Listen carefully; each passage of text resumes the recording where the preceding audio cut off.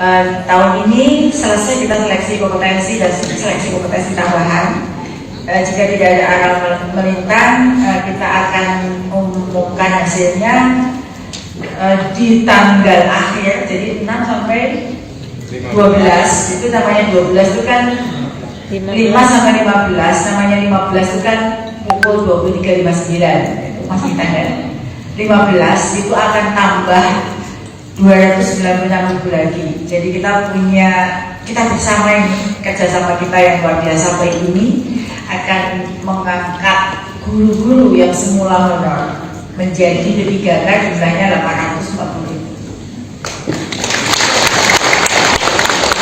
Itu jumlah yang tidak kaleng-kaleng untuk urusan ASN gitu. Kalau kita melihat ke belakang sejarah gitu, belum pernah ada dalam catatan sejarah gitu sampai jumlah 800 ribu gitu ya.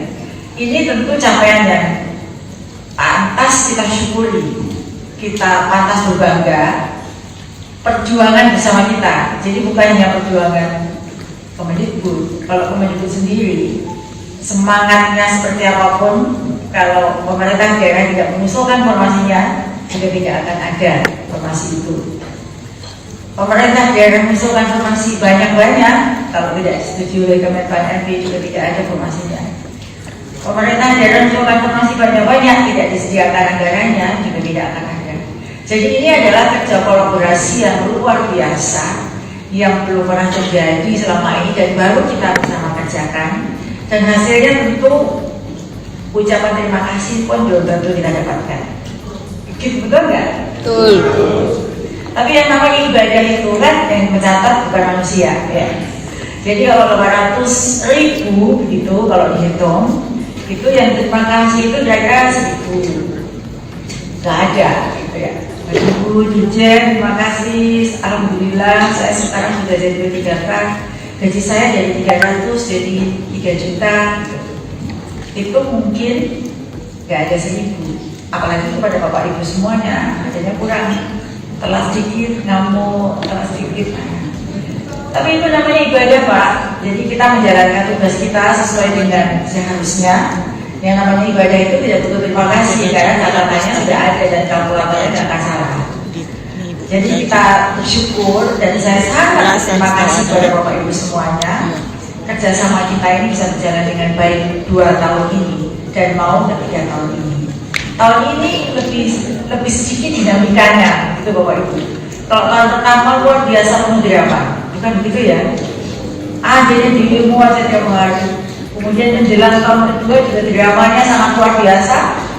Mereka tiap hari datang ke kantor Bapak Ibu untuk minta diangkat. Yang P1 terus dia minta diangkat. Bapak Ibu tiap hari di demo, sama kita juga. Tahun ini alhamdulillah ketika sudah nampak hasilnya sedikit mulai tenang, kita bisa menjalankan tugas kita dengan tenang dan hampir tidak ada gejolak sama sekali karena kita juga sudah mulai pintar, karena kita sudah ketiga kali menyelenggarakan seleksi ASN 3. Bapak Ibu yang saya hormati dan saya banggakan bahwa seleksi ASN 3 yang kita lakukan saat ini bersama-sama ya, kalau kita bicara tentang pembagian tugas gitu ya masing-masing di Kemendikbudristek ini tugasnya mengusulkan formasi, menghitung gitu ya, jangan salah ya, kita menghitung formasinya, mengusulkan. Dasar perhitungannya adalah data Dapodik yang ada di daerah Bapak Ibu semuanya. Jika Dapodiknya belum diupdate ya, maka mungkin bisa jadi salah rekomendasi kita.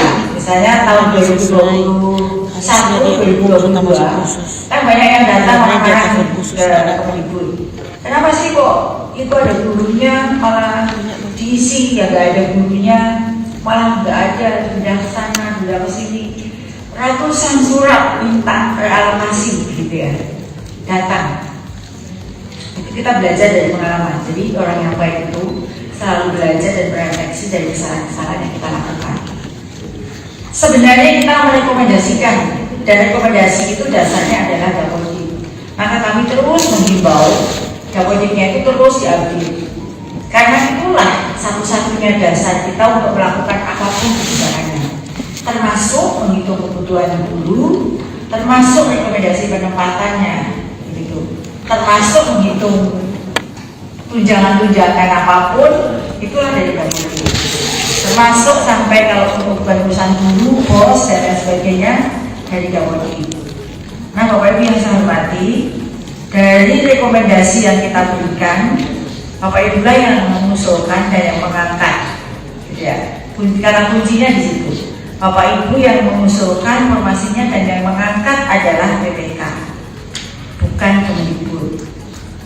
Oleh karena itu, pada kesempatan sebelumnya kita rekomendasi untuk penempatan dasarnya adalah Japodi. Ada jeda waktu 2 minggu untuk melihat rekomendasinya itu sudah sesuai atau belum dengan kebutuhan Bapak Ibu. Kemudian sebenarnya sih ada waktu jeda dalam 2 minggu itu untuk melihat kira-kira sudah sesuai belum sih kalau rekomendasinya di SMP 1 itu ternyata sebenarnya SMP 1 ada dulunya. Itu sebenarnya boleh mengusulkan untuk tidak taruh di SMP 1. Tapi saat itu kemungkinan besar proses itu belum dipahami bahwa rekomendasi itu bisa jadi Bapak Ibu bisa mengusulkan tempat yang lain itu, sehingga dianggaplah bahwa kita yang menempatkan, padahal sebenarnya penempatan itu adalah di Bapak Ibu sendiri. Belajar dari pengalaman itu, maka hari ini kita melakukan sinkronisasi data. Kita sudah menyelesaikan satu tahapan seleksi, di mana tahun ini memang beda. Mengapa beda? Kita juga belajar dari pengalaman. Jadi setiap tahun selesai satu tahapan seleksi, kita melakukan kajian, kemudian melakukan survei kecil-kecilan, kira-kira mana sih yang harus kita perbaiki, gitu ya. Tahun pertama kita melakukan seleksi dengan memberikan kebebasan seluas-luasnya kepada setiap guru non ASN, baik negeri maupun swasta untuk ikut. Lalu terjadilah migrasi besar-besaran, jumlahnya kurang lebih 100.000. Kalau dari tahun pertama 298.000 yang lolos, 100.000-nya adalah guru dari swasta yang lolos, yang mereka harus ditempatkan di sekolah negeri. Karena undang-undang ASN juga mengatakan demikian.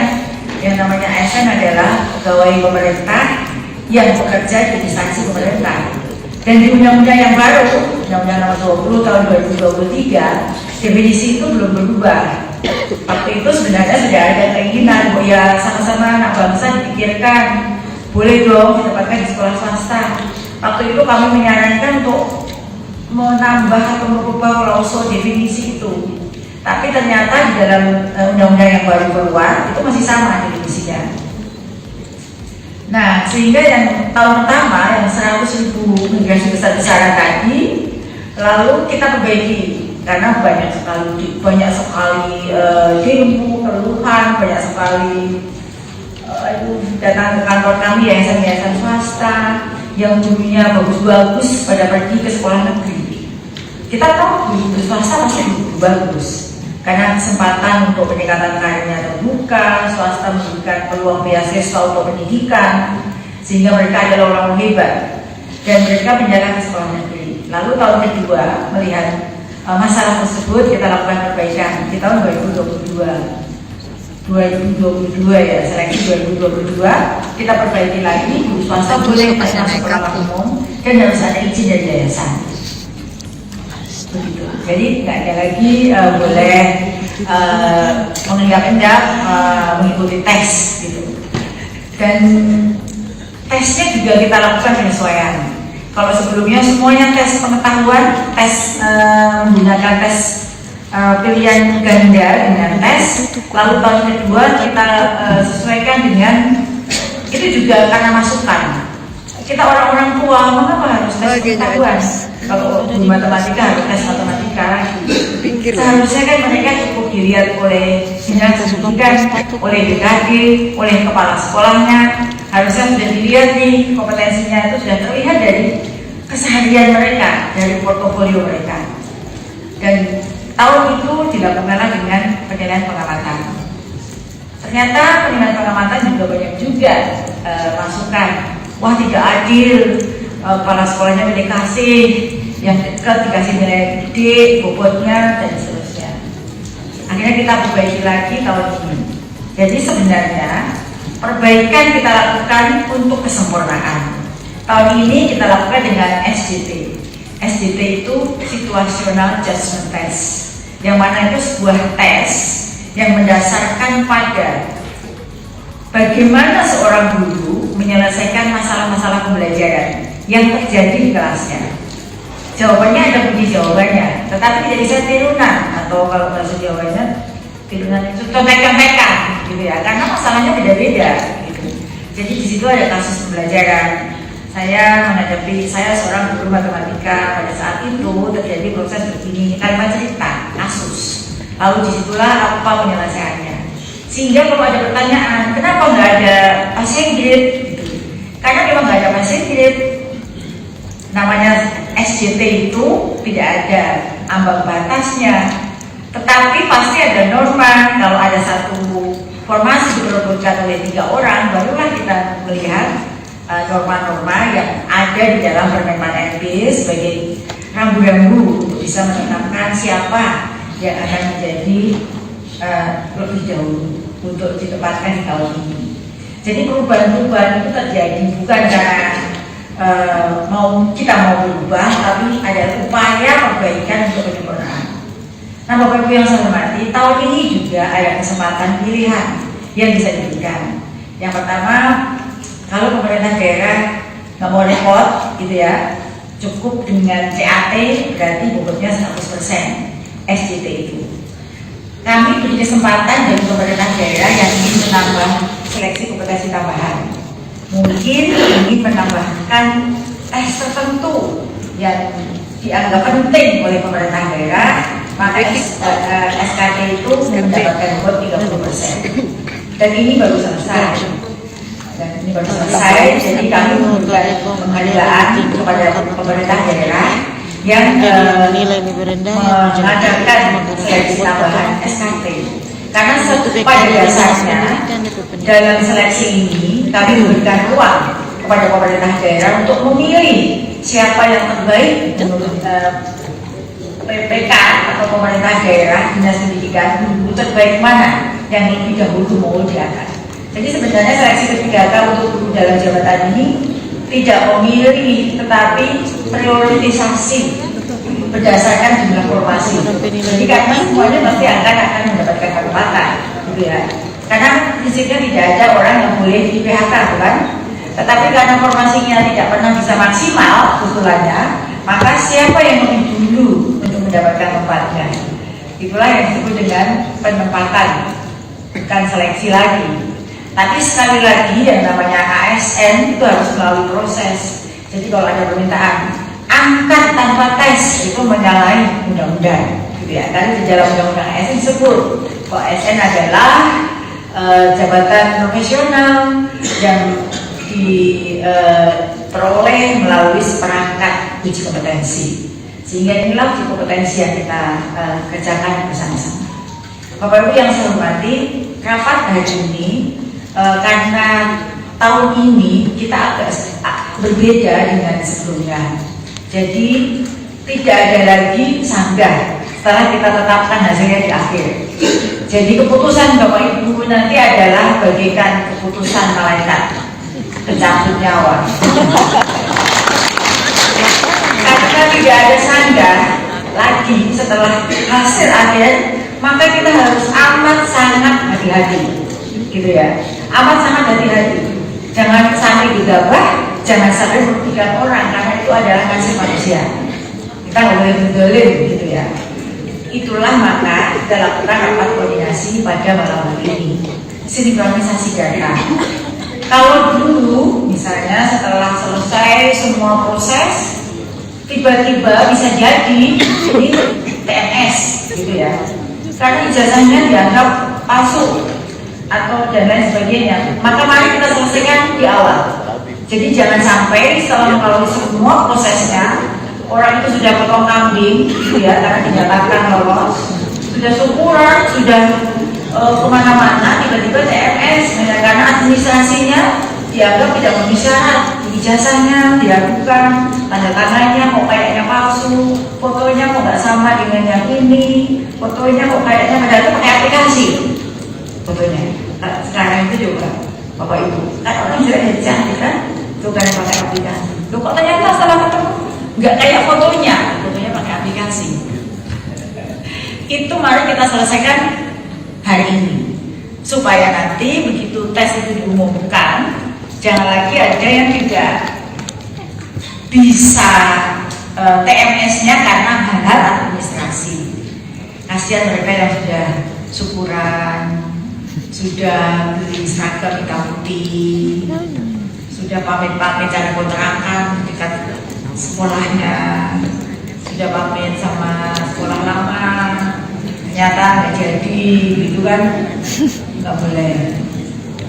Jadi maksud sinkronisasi data malam hari ini adalah mencocokkan antara Bapak Ibu semuanya nanti desk to desk bersama dengan data dari Kemendikbudristek, termasuk juga rekomendasi penempatannya. Jadi nanti misalnya dari salah satu provinsi misalnya dari Nusa Tenggara Timur misalnya, kita ada rekomendasi penempatan. Ini kan sudah ketahuan nih kira-kira formasi yang diusulkan sekian ratus, rekomendasi kita di satuan sadik ABCD. Nanti Bapak Ibu juga melihat datanya. Oh bukan, satunya ada gurunya. Enggak, data kita enggak ada kok ini buktinya. Nanti ada kata sepakat di dalam sinkronisasi data tersebut sehingga keputusan itu sudah final. Sudah sepakat ya antara Bapak Ibu dan kita, sehingga nanti tidak ada lagi setelah keluar keputusan saling menyalahkan. Ini bukan keputusan kami kok, itu Kemendikbudristek yang memutuskan. Sana datang ke sana, proteslah ke sana, demo. Jangan. Jadi kita selesaikan secara adat di hari ini melalui rapat koordinasi sinkronisasi data supaya semua urusan administrasi sampai rekomendasi penempatannya beres. Yang tidak kita koordinasikan adalah hasil tes, karena hasil tes itu diolah oleh sistem, itu nanti sudah ada hasilnya, tapi kita akan mengkoordinasikan data-data yang sudah ada.